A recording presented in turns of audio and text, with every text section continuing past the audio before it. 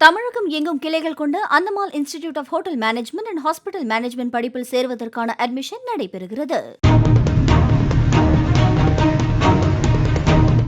கர்நாடக மாநிலம் பெங்களூருவில் புறநகர் பகுதியான கெங்கேரியில் 39 வயதான குருமூர்த்தி தனது குடும்பத்துடன் வசித்து வருகிறார்.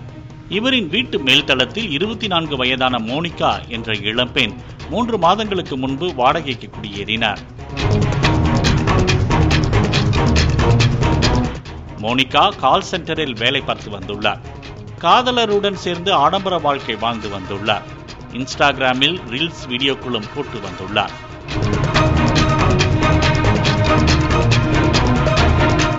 ஆடம்பர வாழ்க்கையால் கடன் நெருக்கடி ஏற்பட்டுள்ளது. இதற்காக என்ன செய்வது என்று தெரியாமல் குறுக்கு வழியில் பணம் சம்பாதிக்க முடிவு செய்துள்ளார். அப்போது தனது வீட்டு ஓனர் திவ்யா நிறைய நகைகள் அணிந்திருப்பதை பார்த்துள்ளார். நகைகளுக்காக திவ்யாவை கொலை செய்யவும் மோனிகா முடிவு செய்துள்ளார்.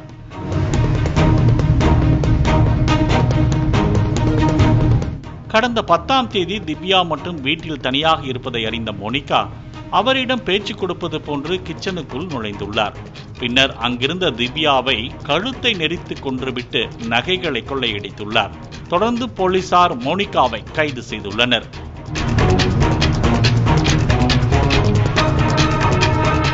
தமிழகம் எங்கும் கிளைகள் கொண்ட அந்தமால் institute of hotel management and hospital management படிப்பில் சேருவதற்கான அட்மிஷன் நடைபெறுகிறது.